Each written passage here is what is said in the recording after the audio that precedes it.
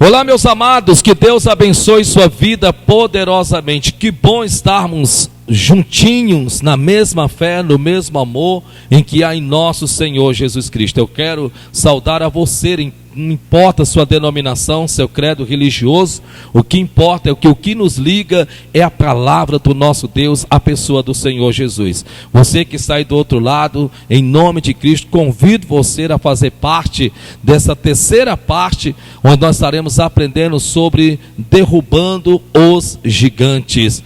Há gigantes na tua vida, se há, Deus vai nos ensinar como derrotá-los em nome de Cristo, amém? Nós estamos na nossa igreja Celebrai, carinhosamente, mais do que uma igreja, uma família. E aqui temos, para a glória de Deus, os nossos irmãos, meus, seus, nossos irmãos em Cristo. Boa noite, povo de Deus! Em nome de... Então vamos aplaudir o nosso Deus, então? Diga glória a Deus. Feche os teus olhos, curva a tua cabeça e diga: querido Deus, direciona-nos pela tua sabedoria, pelo teu conhecimento. Ensina-nos porque somos os teus alunos. Usa o teu servo para que áreas da nossa vida sejam desbloqueadas. Inspira-nos, motiva-nos, ajuda-nos, corrija-nos, disciplina-nos, mas principalmente transforma a nossa mente pela renovação que vem por meio da tua palavra. Diga: Espírito Santo, unge o teu servo para pregar, unge-nos para nos ouvir a tua palavra, em nome de Jesus, amém? E aplauda Jesus então. Querido, a seriedade deste ensinamento é para todos. A seriedade deste ensinamento é para todos. Quem dera que os meus pais tivessem tido o privilégio de que pudesse estar assentado numa igreja e tivesse um pregador, um pastor, que vasculha a Bíblia e procura algumas coisas em que às vezes nós lendo não conseguimos ver, mas que o próprio Espírito Santo nos traz o entendimento, a revelação. Eu tenho certeza que o meu pai, a minha mãe, tenho eu a plena ciência e consciência e a certeza que eles teriam lutado contra os gigantes, e que infelizmente, por falta de ensinamento, por falta de conhecimento, eles infelizmente evitaram lutar. E porque eles evitaram lutar, porque não tinham conhecimento, isso não é culpa deles, porque eles infelizmente não sabiam. Infelizmente tive eu, assim como qualquer outro dos meus irmãos em alguma área, que também teve que combater o bom combate. O que eu quero lhe dizer é: os gigantes que hoje eu e você, nós, evitarmos lutarmos, os gigantes que eu ou você, seja a área em que for, em que tenta te amedrontar, que te tenta acovardar, que te tenta intimidar, que te tenta recuar, retroceder, que te tenta levar, encostar as tuas ferramentas de combate no canto da parede, que te esmurece, que te entristece, que te abate, que te afronta, que te confronta. Esses gigantes, o bem da verdade, na verdade, eles tentam impedir com que você entenda que se você tentar evitá-los, com certeza um dos teus filhos ou os filhos dos teus filhos vão ter que confrontá-los. Eu estou lhe dizendo isso porque Deuteronômio é o livro da revisão. E nesse livro da revisão, você sabe muito bem em que ele está sendo revisado para os filhos dos pais que morreram no deserto. E quem eram esses pais que morreram no deserto e que não eram para ter morrido no deserto? Foram os mesmos que Deus tirou de dentro do Egito, onde a própria palavra de Deus diz sobre nada mais, nada menos do que cadeia de ferros.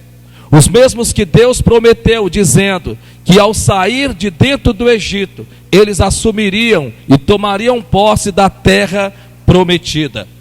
E o que é interessante é que você depois pode ver em Êxodo, capítulo de número 13, quando o Senhor pede para que Moisés levante 12 espias. A Bíblia Sagrada diz, categoricamente, diz em que eram 12 cabeças. Porque se espera que um cabeça tenha uma visão, seja visionário, ousado, intérprete, corajoso, destemido, que parta para cima, que ocupe os espaços, que alargue as fronteiras e amplie seus territórios. É disso que se espera um cabeça. E o que é interessante é que a Bíblia diz que eles foram espiar a terra, retornaram de lá. E a Bíblia diz no livro de Êxodo, capítulo de número 13, e Números assim também dizendo. A Bíblia diz que eles, ao retornar de lá, inflamaram a terra. Eles começaram bem, porque eles disseram que a terra manava leite e mel, e que aqui estava o seu fruto. Então eles não puderam dizer que Deus estava equivocado, que a terra não era boa. Porém a Bíblia diz, está escrito, porém disseram. E o que foi que eles disseram? Eles disseram exatamente assim: não podemos possuirmos esta terra, porque lá existem os Elaquins, que quer dizer homens de grande estatura, ou os gigantes. Não podemos possuirmos esta terra, porque lá habita os Elaquins. E nós nos vimos a seus olhos como gafanhotos, e nos vimos aos nossos próprios olhos como gafanhotos. O que é interessante é que, se você ler no livro de Números, você vai ver que a Bíblia diz que havia aproximadamente quase 3 milhões de pessoas. E a Bíblia Sagrada diz em que, tendo eles ouvido o que ouviram, a Bíblia Sagrada diz que automaticamente eles se viram destruídos, eles se viram mortos à espada, eles se viram vencidos. E a Bíblia diz em Números capítulo 14, que começaram a chorar copiosamente, todos eles. Porém somente 2 abriram as suas bocas e disseram: não, irmãos meus, não façamos assim, meus irmãos, porque certamente o Senhor nos dará a terra que jurou aos nossos pais Abraão, Isaque e Jacó. Subamos animosamente, porque de certo o Senhor será conosco. E a Bíblia diz que mesmo esses 2, falando o que falaram, infelizmente, os que tinham ouvido a parte negativa de que haviam gigantes, que haviam homens que eles tinham que confrontar, enfrentar, bater de frente para ocupar uma terra que já lhes pertencia, mesmo assim eles fizeram a escolha errada. Eles se permitiram se verem vencidos antes de lutar. Me perdoe, quantas e quantas batalhas, quantas e quantas guerras, quantas e quantas lutas, qualquer área que seja ela qual for na sua vida, me perdoe, mas eu estou aqui para falar como homem de Deus para você. Você não já tem se visto derrotado antes de lutar. Mas não se preocupe, porque até o término desse ensinamento, em nome do Senhor Jesus, você vai mais uma vez desembainhar a sua espada, combater o bom combate e vencer a guerra em nome de Jesus de Nazaré. Diga glória a Deus por isso. Com isso, a Bíblia diz que eles morreram no deserto. Diga, morreram no deserto. Sim, eles morreram no deserto. E a Bíblia diz que, tendo eles morrido no deserto, porque o próprio Deus disse: nenhum de vocês vão ocupar a terra, vocês não merecem a terra, vocês não merecem viver uma vida melhor, porque eu dei a oportunidade de vocês se verem vivendo uma vida melhor. Querido, eu quero que você entenda uma coisa: quando Deus coloca diante de você alguém, meu Deus, eu tenho que dizer isso mesmo? Então eu vou dizer. Quando Deus coloca alguém de forma aquisitiva, financeiramente falando, e Deus coloca esta pessoa na sua frente, não é para você simplesmente querer tirar do que o que essa pessoa tem, ou querer tirar vantagem em cima dela ou em cima dele. Quando Deus coloca alguém, financeiramente falando, de uma proporção melhor do que a sua, é para que você entenda que esta pessoa está vivendo no mesmo plano de vida que você está vivendo. E se ela está vivendo no mesmo plano de vida em que você está vivendo, mas ela está vivendo uma vida melhor do que a sua, é porque existe alguma coisa que você precisa mudar para que a sua vida também seja revestida. É isso que Deus queria que Israel entendesse.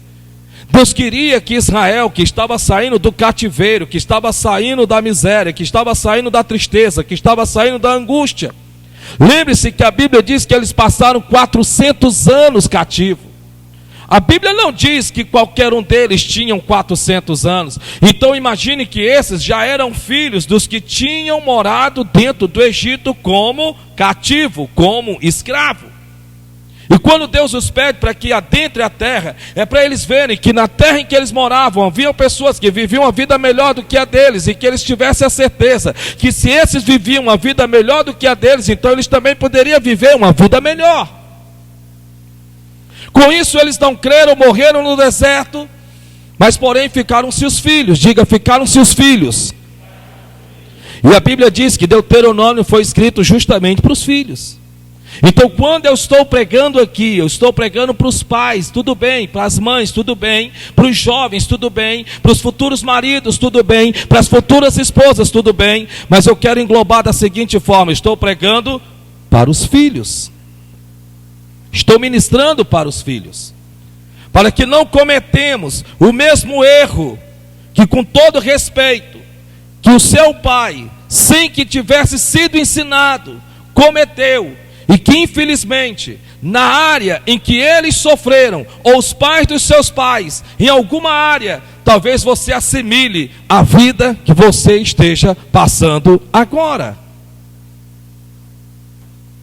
Isso não é coincidência. Não tem nada a ver com maldição hereditária. Isso não é coincidência.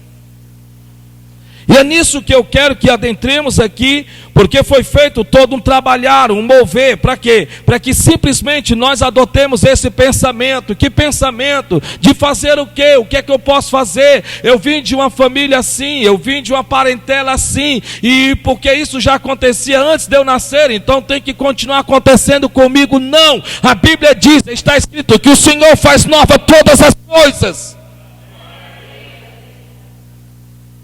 Então aqui no capítulo 1, versículo de número 27, a Bíblia diz assim: e os filhos estão ouvindo o que aconteceu na casa de seus pais, e murmurastes nas vossas tendas. Eu não sei se você já se acompanhou com um murmurador. Rapaz, eu vou lhe dizer uma coisa: você se acompanhar de uma pessoa que murmura, que vive murmurando, meu amigo, ele tira a fé de qualquer pessoa. O murmurador não vê solução dos seus problemas. O murmurador não vê saída para os seus problemas. O murmurador, infelizmente, ele vai tentar contaminar a positividade de quem está ao seu redor, porque tudo que ele quer é alguém que murmure juntamente com ele. Mas você não está vendo, não tem como. Olhe só. E pode ser alguém com quem você trabalha.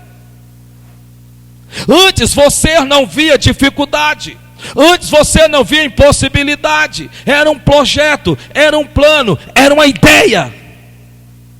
Mas alguém se aproximou-se de você e começou a colocar os obstáculos. Você não está vendo, não tem como, não tem jeito. Isso foi começando aos poucos a entrar dentro de você. E me perdoe, eu digo pelo Espírito Santo, que você começou a trocar a visão de Deus pela visão dessa pessoa. Então você tem aquele projeto, ou tinha aquele projeto, ou você sepultou, enterrou o projeto. Você começou, quando começou dizia: eu vou expandir os meus negócios, eu vou alargar as minhas fronteiras, eu vou me formar, eu vou estudar, eu vou começar uma banquinha, eu vou começar, nem que seja o que for, eu vou começar. Mas alguém chegou para você e começou a murmurar no pé do seu ouvido. Disse que você não tem o dom, não tem a capacidade, não tem o dinheiro para começar. Que não adianta, porque existem peixes maiores do que o seu para vender, e você não vai conseguir vender o seu. E estão enchendo a tua cabeça de negatividade. Estão enchendo a sua cabeça do você não consegue, do você não pode, do você não adianta nem querer começar. É o teu marido, é a tua esposa, é o teu pai, é a tua mãe, é o teu irmão, é o funcionário com quem você trabalha, é o teu sócio. E você está insistindo com ele, não, mas não é bem assim, não é bem assim, não é bem assim, não é bem assim.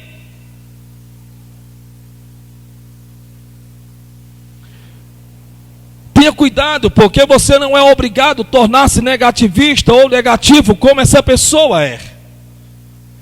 Você não é obrigado a querer adotar esse pensamento, porque você tem que entender uma coisa: em nome do Senhor e Salvador Jesus Cristo, a ideia foi dada a você, a visão foi dada a você. Então não espere que essas pessoas tenham a visão que Deus te deu. Não espere. Meu Deus, pastor, eu estou vendo 1, 2, 3, 4, 5, 6, 7, 8, 9, 10 cadeiras vazias. Você está vendo? Eu estou vendo pessoas em pé no corredor. Pastor, mas pelo amor de Deus, como é que nós vamos expandir o ministério Celebrai, querido? Não me pergunte como, porque eu tenho certeza que vai norte, sul, leste, oeste. Mas por que o senhor tem esta certeza? Porque a visão não foi dada a você, foi dada a mim. Estou lhe dizendo isso porque os filhos passaram a vida toda, ouviram seus pais murmurando dentro de casa e diziam: porquanto o Senhor nos odeia, nos tirou da terra do Egito para nos entregar nas mãos dos amoreus. Cuidado com esta visão de que infelizmente, muitos de nós infelizmente fomos ensinados. Eu não estou culpando a ninguém, eu só estou dizendo que se aconteceu contigo, então nós temos que termos o cuidado para nos libertarmos disso. De que nos ensinaram que o nosso Deus espera com que eu erre, você erre, e Ele está com um chicote na mão, e Ele quer nos bater. Cuidado, rapaz, se você errar, Deus te castiga. Está vendo? Esse acidente você passou porque Deus quis que você... Não, cuidado com isso. Deus não é mau, Deus é amor. Nós sabemos que há luta, nós sabemos que há afronta, nós sabemos, ninguém é louco. Nós sabemos que vivemos num mundo em que existe luta. Quem está passando por alguma luta aqui, levanta a mão e diga eu. Eu. Então pergunta, vai vocês agora. Quem está passando por alguma luta aqui na igreja, diga eu. 1, 2, 3, já. Eu. Porque somos confrontados à medida da nossa fé. Eu estou lhe dizendo isso porque uma vez que você é ciente, consciente, em que neste mundo passareis por dificuldade, passareis por afronta, passarei por perseguição, passarei por tudo quanto tipo de luta, que seja ela qual for, ela não veio para te derrubar, receba, ela não veio para te derrubar, ela veio para te moldar. Por isso aproveite, você que está para casar, não leve as indiferenças para o casamento, trate delas enquanto ainda não é casado.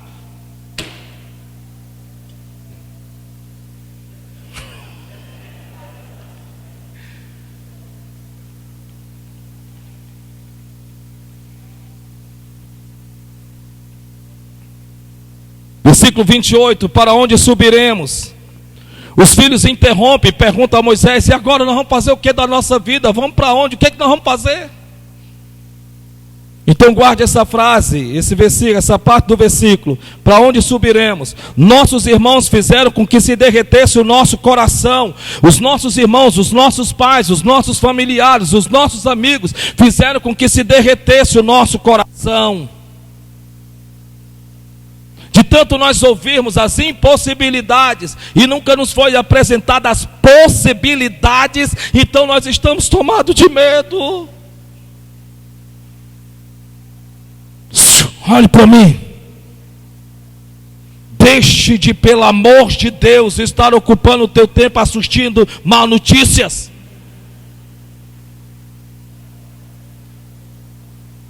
Peraí da minha velha, que eu quero saber quantos morreram.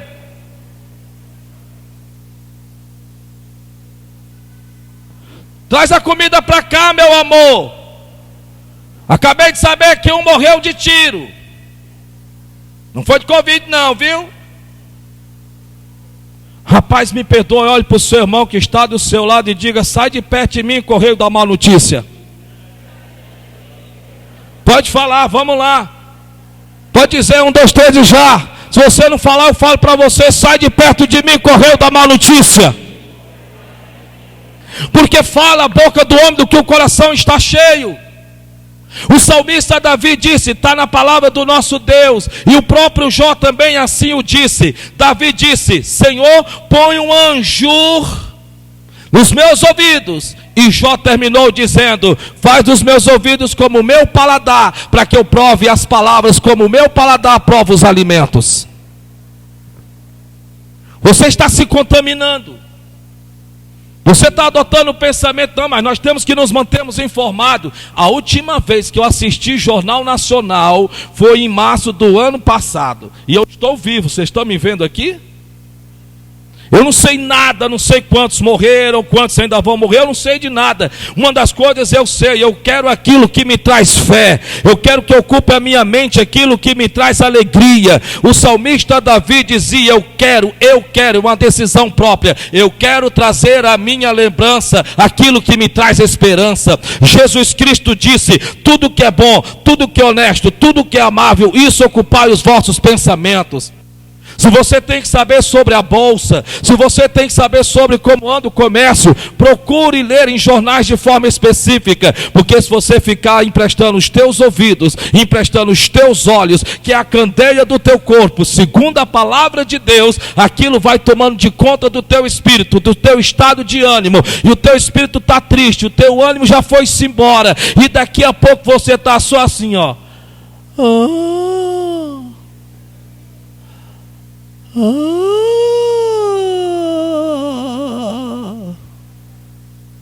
Sai, malassombro.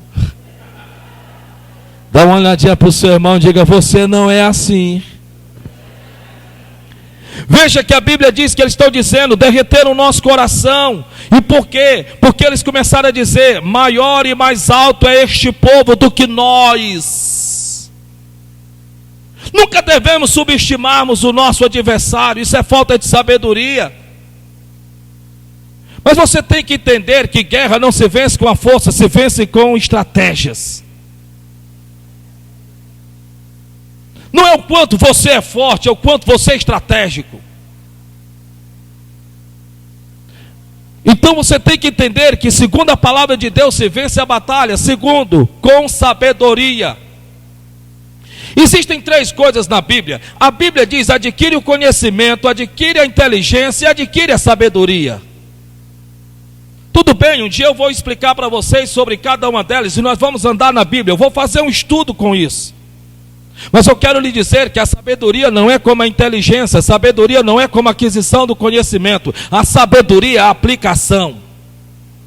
E a maior sabedoria de uma pessoa é se manter fora dos problemas, é evitar para si mesmo os seus próprios problemas. Eu estou lhe dizendo isso porque diz: maior e mais alto é este povo do que nós, as cidades são grandes e fortificadas até os céus. Em outras palavras, não estou dizendo que você tem que subestimar o seu adversário. Satanás, a Bíblia diz que ele é o nosso arco inimigo, a Bíblia diz que ele prepara cilada para mim e para você. Ele pode preparar uma pessoa para trazer uma seta, uma palavra maligna, que faz você odiar outra pessoa sem você saber de nada a respeito daquela pessoa. Ele pode provocar uma inimizade, ele vai trabalhando sorrateiramente. Ele pode levantar uma pessoa para te invejar e você ficar com tanto medo disso, que a sua vida começa a dar para trás. Porque naquilo em que você deposita a sua fé, você sem perceber vai se prender na sua atenção.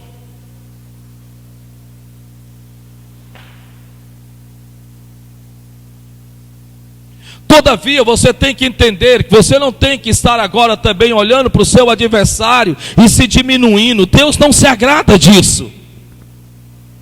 Jesus de Nazaré não se agrada. Antes ele disse: maior o que está em você do que o que está no mundo.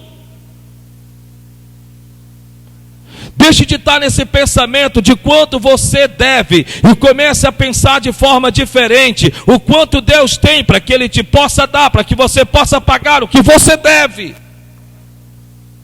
O quão difícil é conquistar o meu marido para Cristo, o quão difícil é conquistar a minha esposa para Cristo. Querido, eu estou aqui para lhe dizer, em nome do Senhor Jesus de Nazaré, ei, em nome de Cristo, até coração de pedra o meu Deus esmiuça.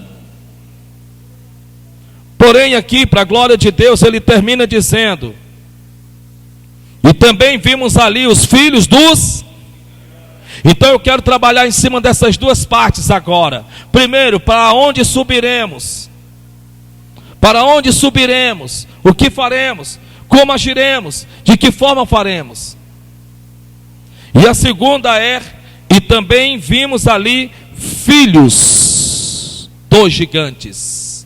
Porque se os pais morreram no deserto, os gigantes que os pais evitaram lutar contra, tiveram filhos, também morreram e ficaram os filhos.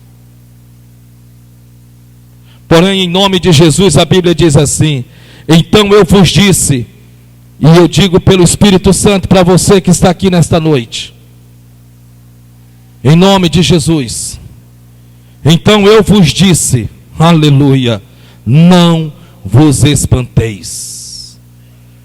Ai, espanto, susto, não vos espanteis, nem os temais, não tenham medo. Por quê? O Senhor vosso Deus, que vai adiante de vós, Ele pelejará por vós, conforme a tudo que o Senhor falou através da sua palavra. Louvado seja o nome do nosso Deus, a tudo o que fez convosco diante de vossos olhos no Egito. Se Deus não permitiu que você morresse no Egito, Deus não vai permitir que você morra dentro de Israel.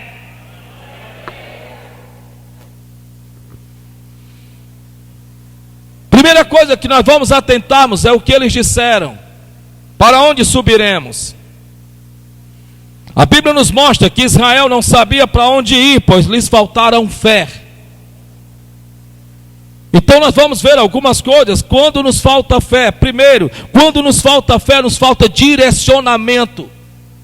Uma pessoa sem fé, uma pessoa sem direcionamento, ela está atordoada, ela não sabe para onde vai. Ela sabe o que precisa, mas ela não tem a fé necessária para fazer aquilo.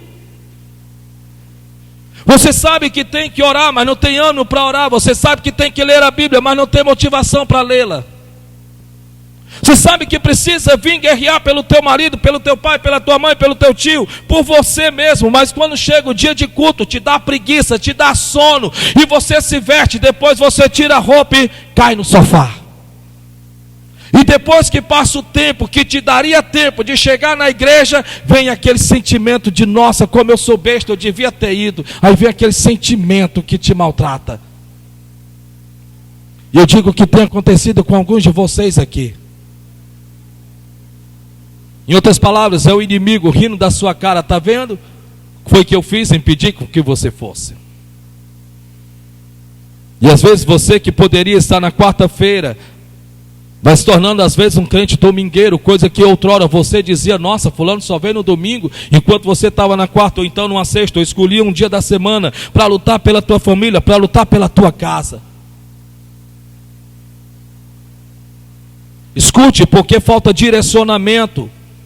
Segundo, quando nos falta fé, nos falta propósito. Não é propósitos, é propósito. Pessoas começam e não terminam e ficam pela metade, porque elas acreditam que vão realizar propósitos.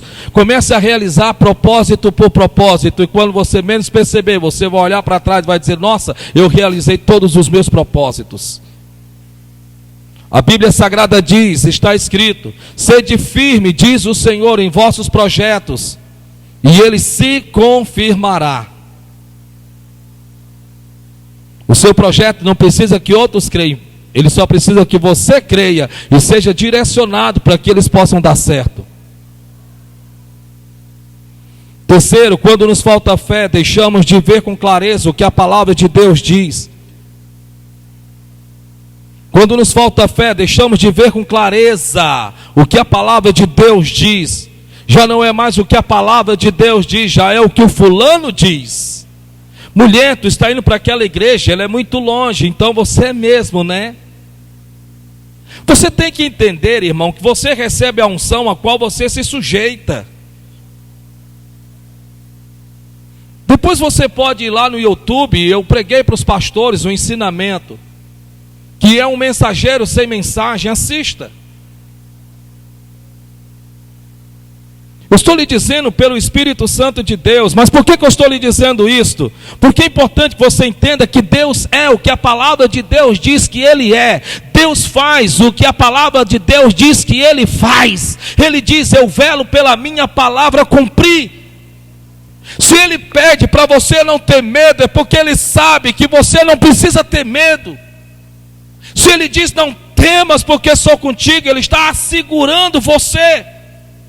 Se Ele diz na sua palavra de forma bastante clara que acampou o anjo do Senhor ao lado do que o teme e o serve, então você não está desguarnecido.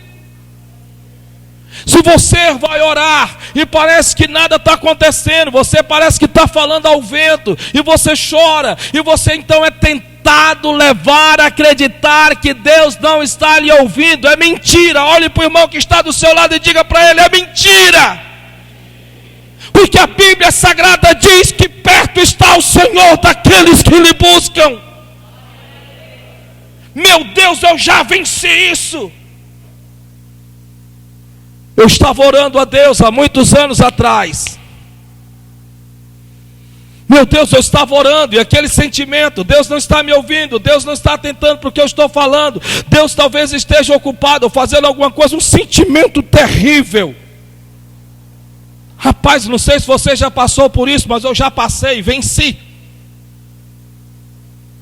Até que para a glória de Deus, eu lembrei-me de vários versículos, e eu me lembro muito bem que eu disse assim, diabo, deixa eu te dizer uma coisa, não há um só versículo na Bíblia, que o meu Deus garanta a presença dEle, aos que o estão buscando em oração, em que Ele tem que mover alguma coisa, para que Ele possa provar que está presente, mas está escrito na sua palavra, clama a mim, eu te respondo, me busca e você vai me achar, bata a porta e ela vos será aberta, porque aqueles que vêm a mim, de forma alguma eu rejeitarei, e os que vêm até a mim, de modo algum despedirei de mãos vazias, porque de nada tem falta aqueles que o buscam. Meu Deus, se eu fosse dar versículo, e eu citei para mais de 40 versículos, eu digo, diabo, tu quer mais?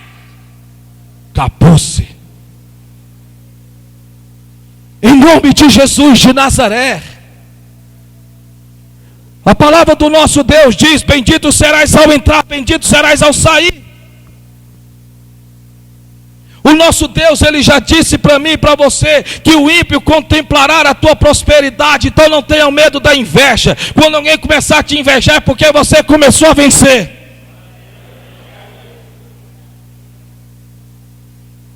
Você pode até começar pequeno, mas o teu último estado crescerá em extremo, está na Bíblia. Então não diminua-se e não fique se ridicularizando, não fique diminuindo. Você pode começar pequeno, mas você não vai terminar pequeno, a não ser que você desista. Porque a Bíblia Sagrada diz, sede firme até o fim, e diz o Senhor, eu te darei a coroa da vida. A Bíblia Sagrada diz, está escrito lá no livro de Isaías, olhai para Abraão, meu servo, porque eu chamei ainda estando ele só. Pastor, só eu sou da igreja, pessoas da minha família, quando eu ouço falar do nome do Senhor, eles rangem os dentes, eles odeiam o Senhor. Esses é que são bons para Deus inverter a coisa. Pastor, eu sou crente na minha casa, pastor. Pois está escrito um versículo para você. Olhai para Abraão, meu servo, porque estando ele só, eu o chamei, e eu o abençoei, e o multipliquei. Você pode estar só hoje, mas essa cadeira que está do seu lado é de alguém que Deus vai trazer. Aleluia. Quarto, quando nos falta fé, nos falta ousadia. Seja ousado. Seja intérprete, porque nesta vida, querido, eu quero lhe dizer uma coisa: não adianta você só dar paz do Senhor, aleluia, glória a Deus, aleluia, amém, dê paz do Senhor, dê glória a Deus, aleluia, amém, mas seja ousado, porque a Bíblia diz que tu não recebeste espírito do medo, mas sim de ousadia e poder, diz o Senhor. Está na Bíblia, gente. A Bíblia diz que eu não recebi espírito de covardia. Por que eu tenho que me ser? Por que eu tenho que ser covarde? Para poder provar a minha humildade? Não, querido. Eu já me acho humilde naquilo em que, para a glória do meu Deus, louvado seja o nome do Senhor. E você do mesmo jeito. Quando você sai da sua casa e vem para a casa de Deus e chega aqui e diz: Senhor, o Senhor pode me ajudar? Porque a Bíblia Sagrada diz que o meu Deus, o teu Deus, o nosso Deus reconhece aqueles que a Ele se sujeitam, a Ele se submete, e Ele diz na sua palavra que o põe de pé. Nós não somos humildes pelo que temos ou pelo que deixamos de ser ou de ter. Quer dizer, nós somos humildes e reconhecemos que precisamos de ajuda, porque essa carne aqui, meu irmão, meu Deus do céu, não existe coisa pior do que isso aqui não, rapaz. Tente dar conselho para quem tem razão. Tente, irmã, dar conselho para quem tem razão. Ri da sua cara. Você pode estar certo de tudo, mas se você tentar dar um conselho para quem tem razão, meu irmão, pelo amor de Deus, é capaz dele passar por cima de ti e matar a tua fé. Ver erros e defeitos onde não tem, quando não tem, quando não vê, inventam.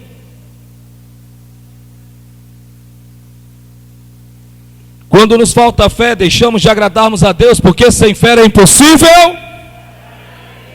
A palavra gigante tem a abranger 4 áreas da nossa vida. A palavra gigante tem a abranger 4 áreas da nossa vida. Primeiro, a palavra gigante tem a abranger a nossa mente. Diga, tem a abranger a nossa mente.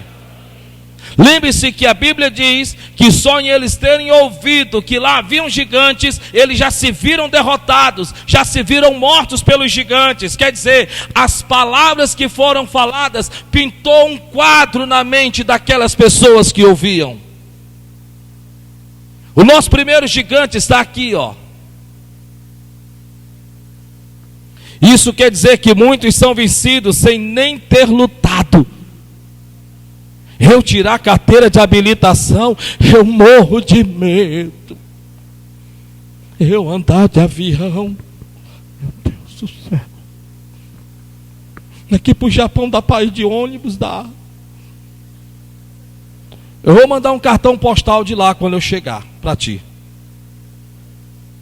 Ah, não, pastor, porque eu tenho medo.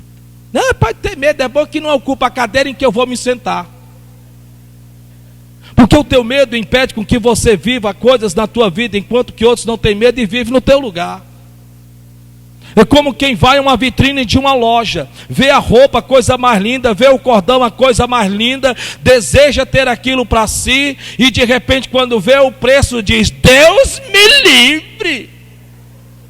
Deus te livre mesmo, que é para ficar para minha esposa, que é para me comprar para mim mesmo.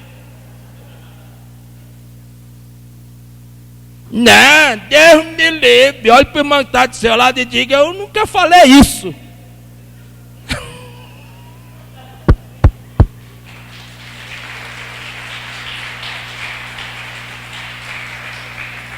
Deus te livre de catapora, criatura. Rubéola, dor de cabeça. Olha o preço dessa passagem aqui, mas para Gramado, Deus me livre, negócio desse, negócio caro. Deus te livre de ter de ficar internado num leito de hospital.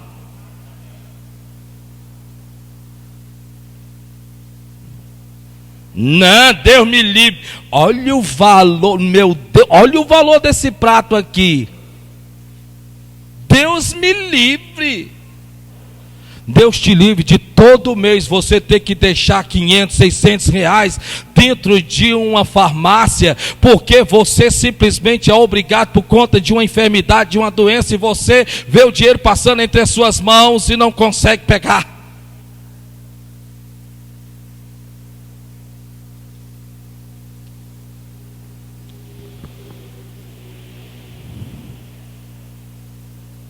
Porque eis que está escrito na palavra do nosso Deus: porque bem sei os pensamentos que penso a vosso respeito, pensamento de paz e não de mal, para vos dar o fim que esperais. Assim está escrito, porque diz o Senhor a sua palavra: desejo que vá bem em todas as coisas e que tenha saúde e próspera seja a tua alma.